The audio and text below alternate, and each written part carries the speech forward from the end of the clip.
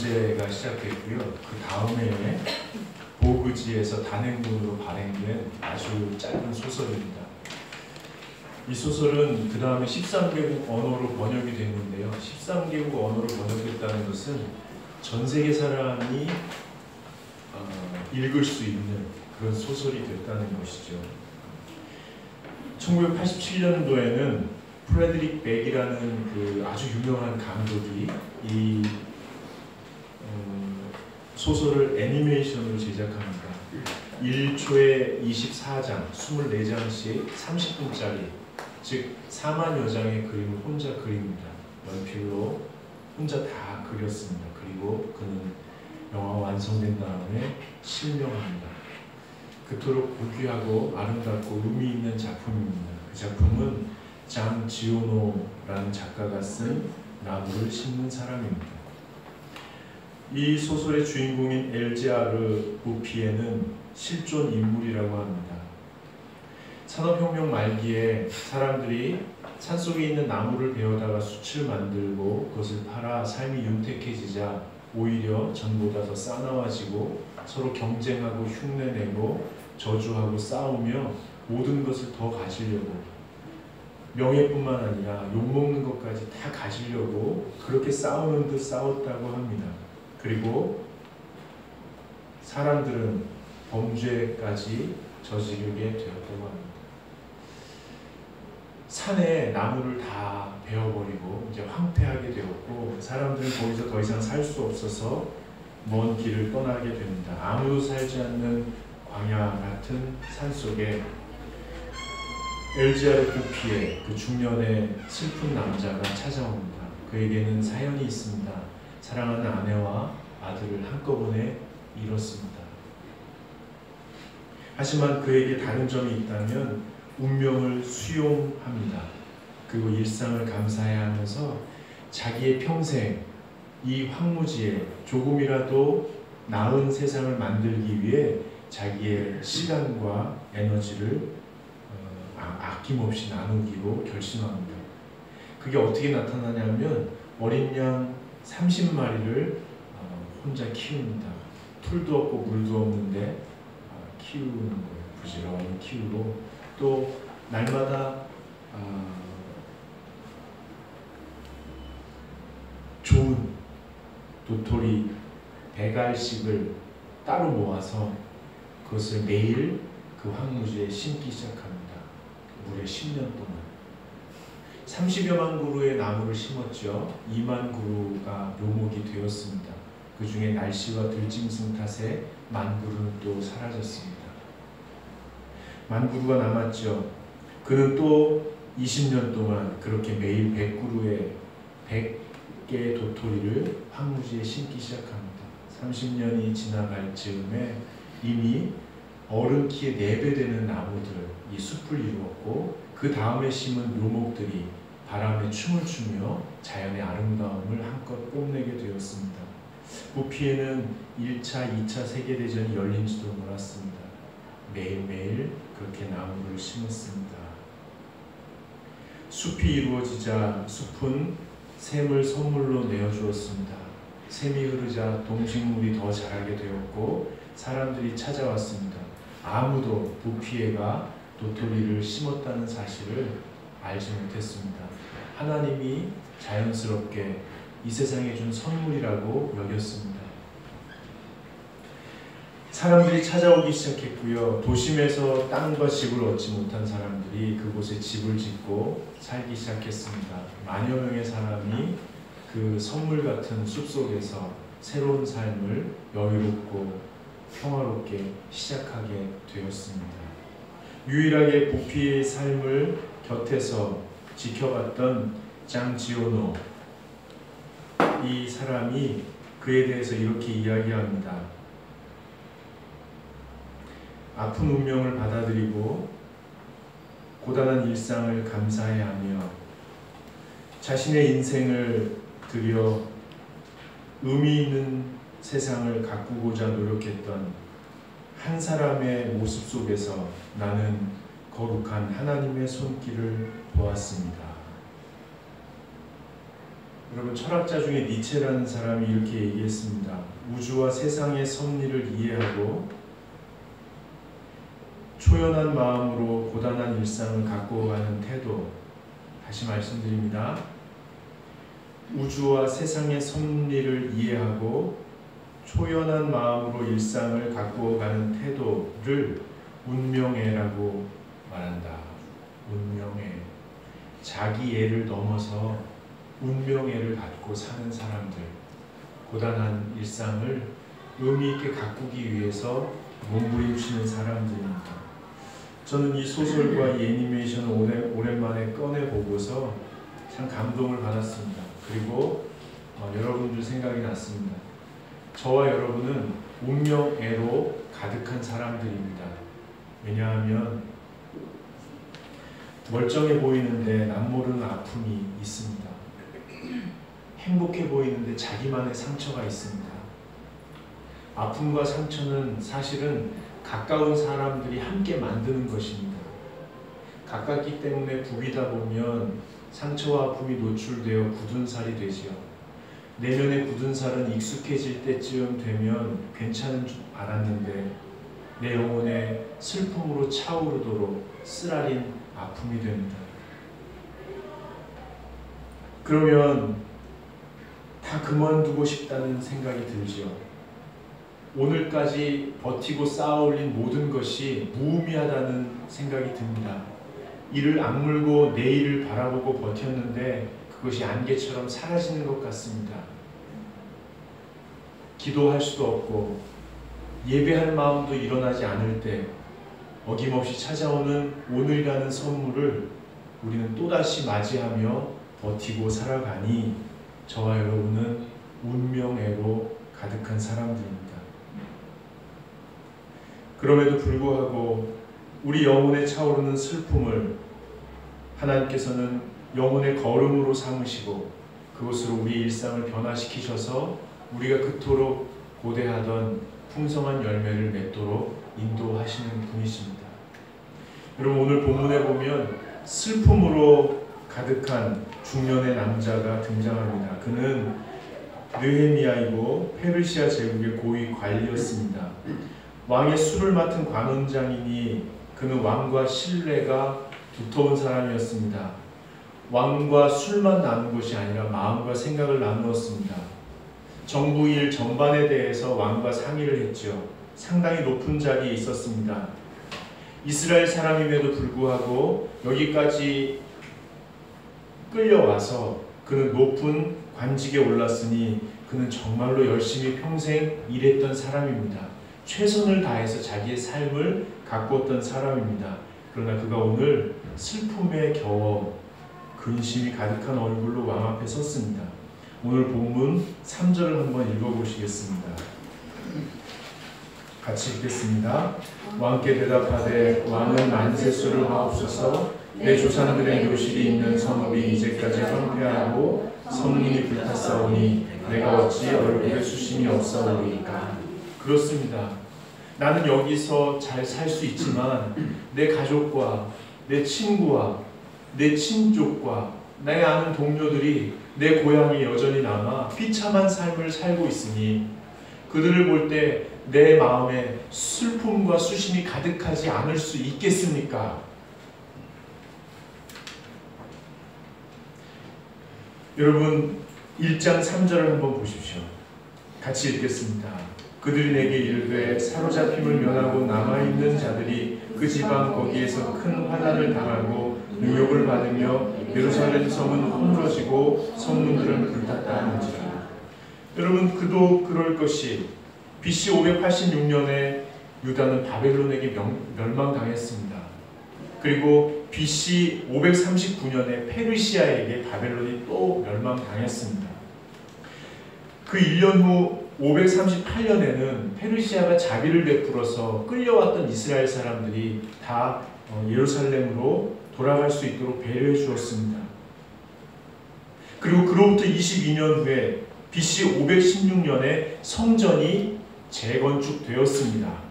그리고 그로부터 58년 후 BC 458년에 그 당시 가장 성실하고 존경받는 목사님이셨던 에스라가 예루살렘으로 갔습니다.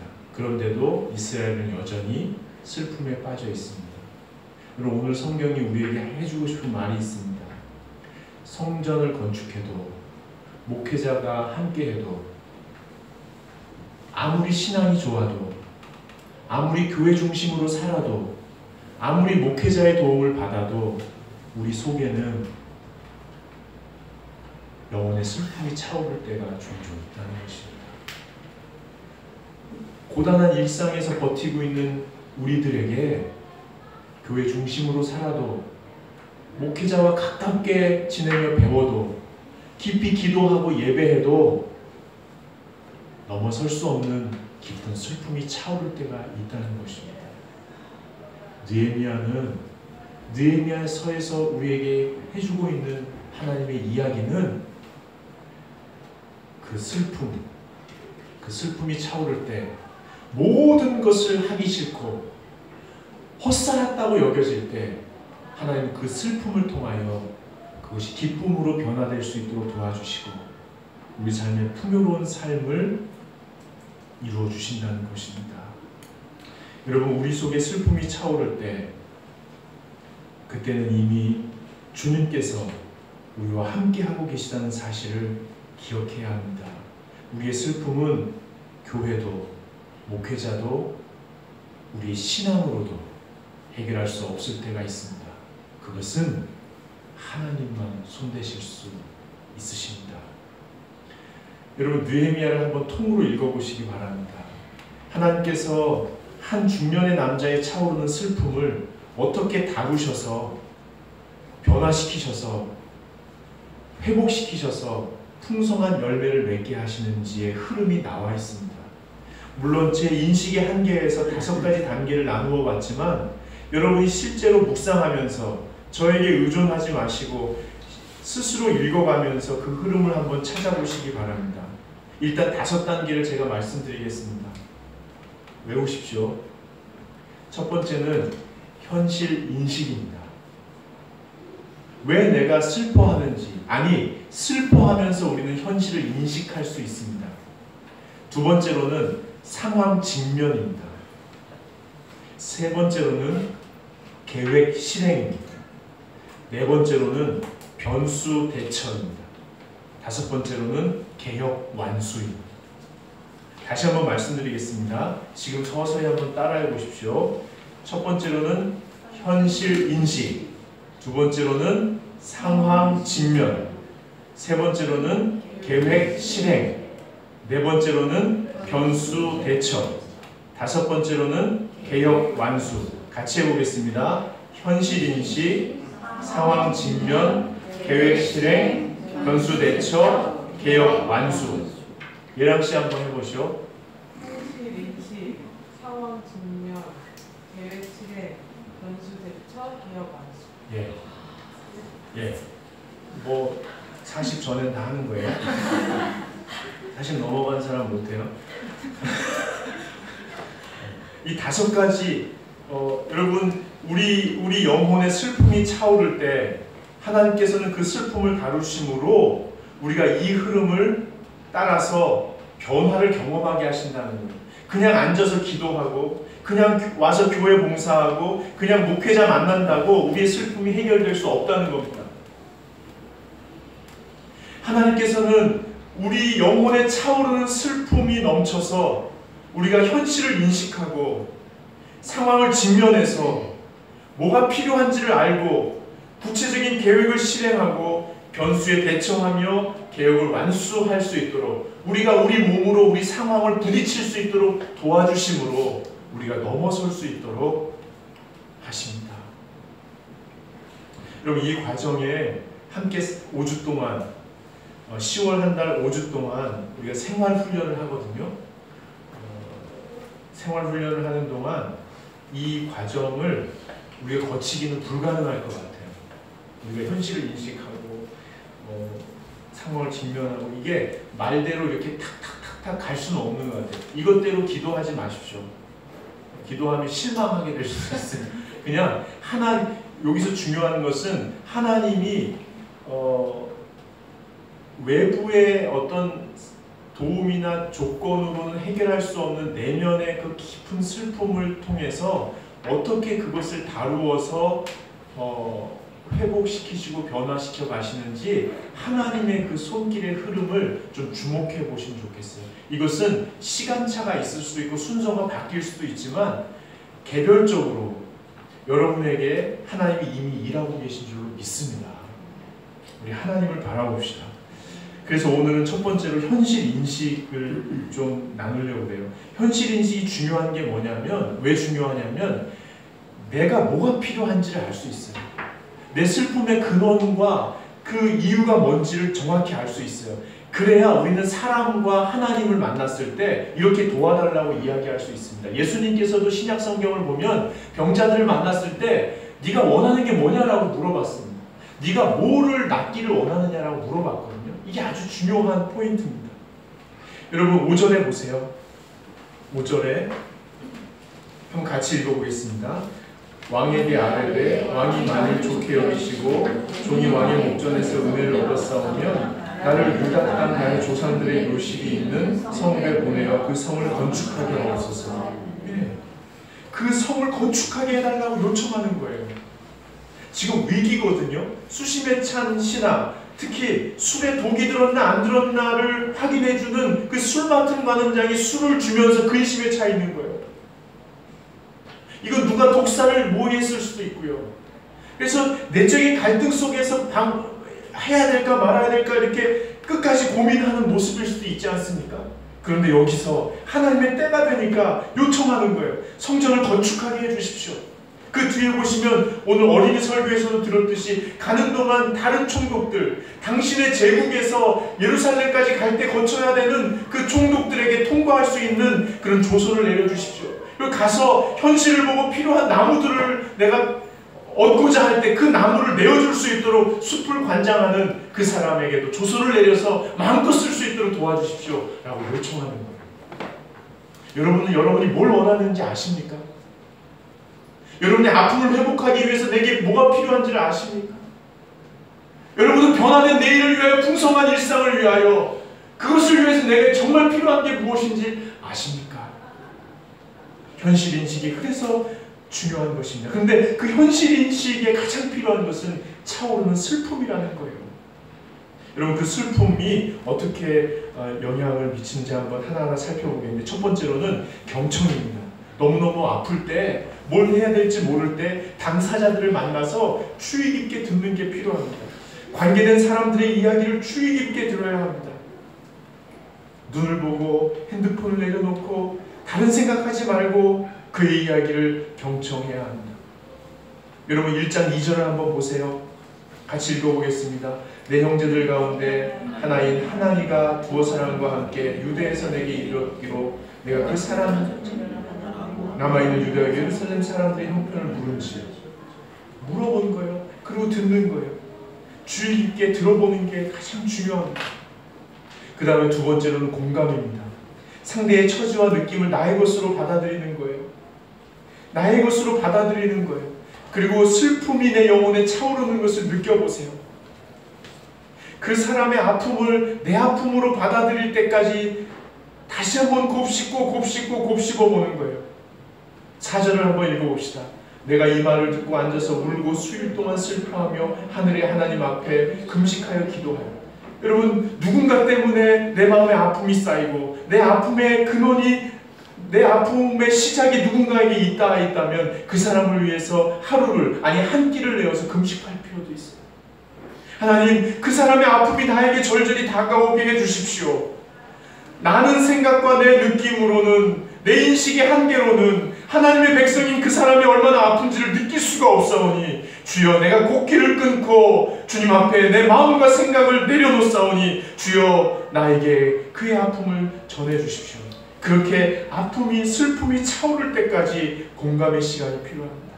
세 번째로는 기도입니다. 공감을 통해 슬픔이 깊어질 때 그때 기도로 연결됩니다. 슬픔이 너무 깊고 울고 또 울어도 나의 문제와 내 가족의 문제가 내 친구의 문제가 내 동료의 문제가 내 일가 친척의 문제가 내 내가 속한 공동체의 문제가 해결될 기미가 보이지 않을 때 우리는 그때야 비로소 기도할 수 있습니다.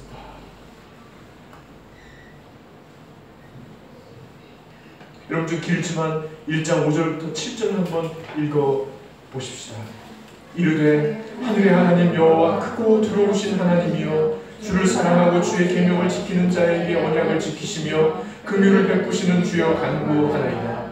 이제 종이 주의 종들인 이스라엘 자손을 위하여 주야로 기도하오며 우리 이스라엘 자손이 주께 범죄한 죄들을 자복하오니 주는 귀를 기울이시며 눈을 여시사 종의 기도를 들으시옵소서. 나와 내 아버지의 집이 범죄하여 주를 향하여 크게 악을 행하여 주께서 주의 종 모세에게 명령하신 계명과 율례와 규례를 지키지 아니하였나이다.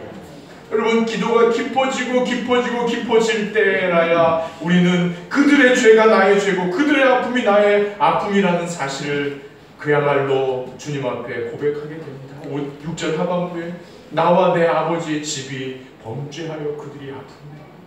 나와 내 아버지의 집이 범죄하여 그들이 아픕니다.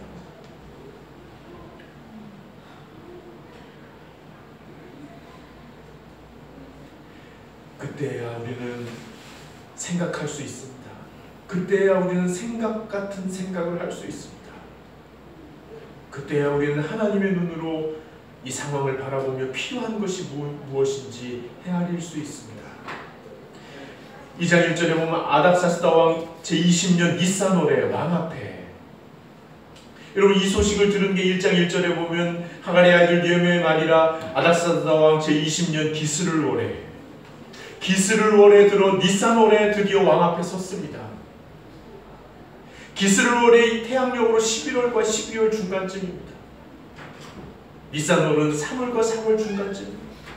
느헤미야는 겨우 내내 4개월 동안 그 아픔을 경청하고 공감하고 기도하며 생각하여 왕 앞에 섰던 것입니다.